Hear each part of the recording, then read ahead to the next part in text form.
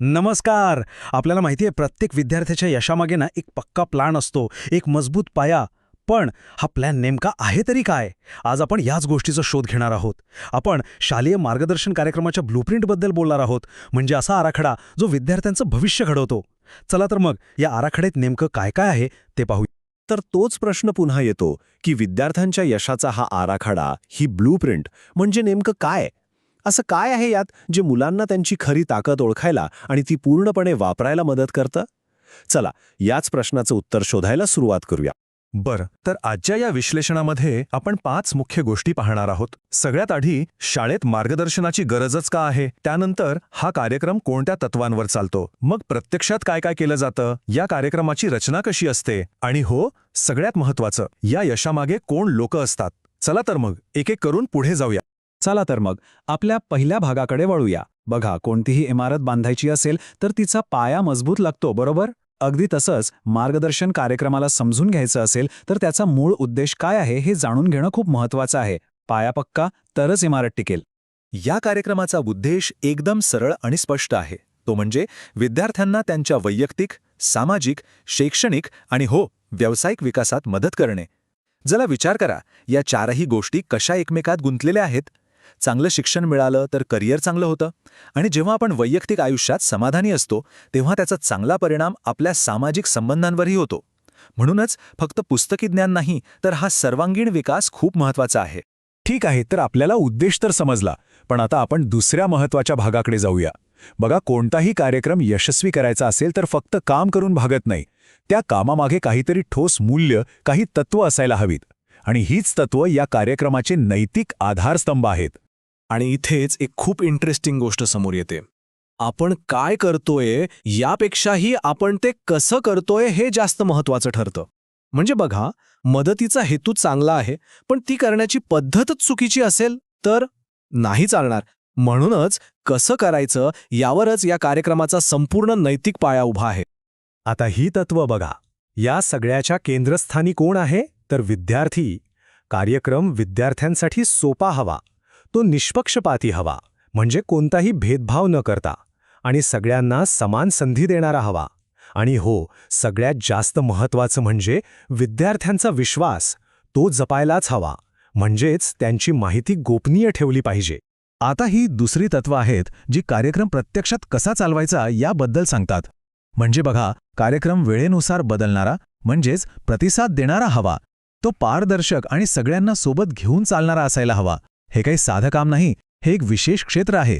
त्यामुळे वेळोवेळी सगळं नीट चालले की नाही हे तपासावं लागतं, आणि आपल्याकडे जी काही साधनं आहेत त्यांचा पुरेपूर आणि योग्य वापर करणं गरजेचं आहे. बरं, तर आपण पाया पाहिला, आधारस्तंभही पाहिले. आता वेळ आहे प्रत्यक्ष कामाबद्दल बोलायची. म्हणजे ह्या आराखड्यात नेमकं कोणत्या सेवा आणि कृतींचा समावेश असतो. याला आपण कार्यक्रमाचा फ्लोर प्लॅन म्हणू शकतो. एक गोष्ट लक्षात ठेवायला हवी. मार्गदर्शन म्हणजे काही एकच गोष्ट नाहीये. हा वेगवेगळ्या सेवांचा एक संपूर्ण पॅकेज आहे, एक संच आहे. आणि तो का तयार केलाय? तर विद्यार्थ्यांच्या वेगवेगळ्या गरजा पूर्ण करण्यासाठी. यामधली पहिली आणि खरंच खूप महत्त्वाची सेवा आहे समुपदेशन, म्हणजेच काउन्सिलिंग. आता याचा अर्थ काय? तर विद्यार्थ्यांना त्यांचे विचार, त्यांचे भावना आणि त्यांच्या समोर असलेले वेगवेगळे पर्याय समजून घ्यायला मदत करणे, जेणेकरून ते कोणत्याही दबावाखाली न येता शांतपणे स्वतःसाठी योग्य निर्णय घेऊ शकतील. पुढची गोष्ट आहे मूल्यांकन किंवा असेसमेंट.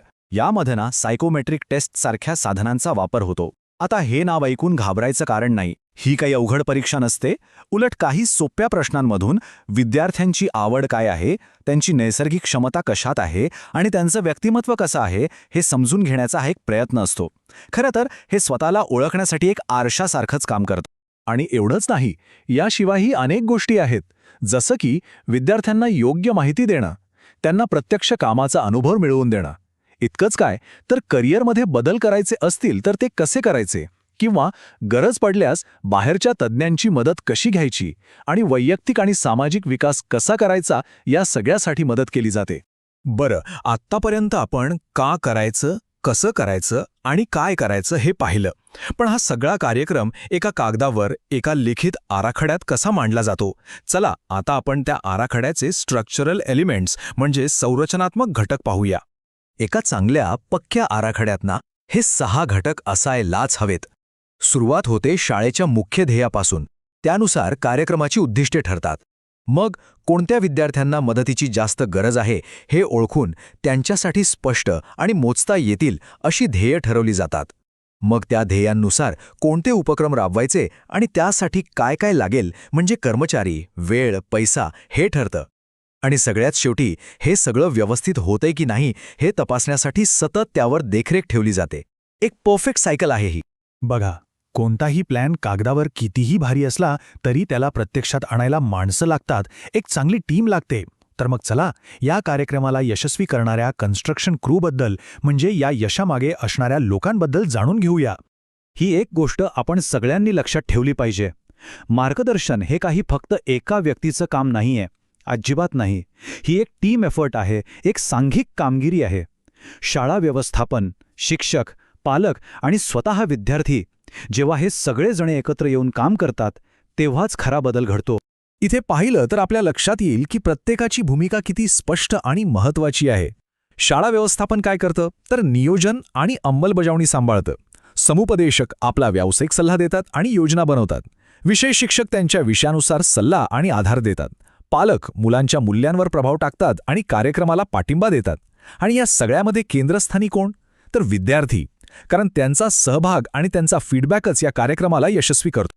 तर मग आजच्या या सगळ्या चर्चेमधून आपण काय शिकलो? महत्त्वाचे मुद्दे काय आहेत?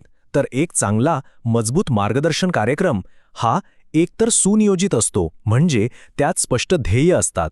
दुसरं, तो तत्वांवर आधारित असतो, म्हणजे त्यात न्याय आणि गोपनीयता जपली जाते. आणि तिसरं, तो सगळ्यांच्या सहभागाने चालतो. हे 3 मुद्दे म्हणजे या संपूर्ण आराखड्याचं सार आहे. आणि जाता जाता एक प्रश्न सोडून जातो. आज आपण ही जी सगळी तत्त्व आणि रचना पाहिली ती बदलत्या काळानुसार विद्यार्थ्यांच्या भविष्याला आणखी मजबूत करण्यासाठी कशी वापरता येईल याचा विचार करायला हवा, नाही का?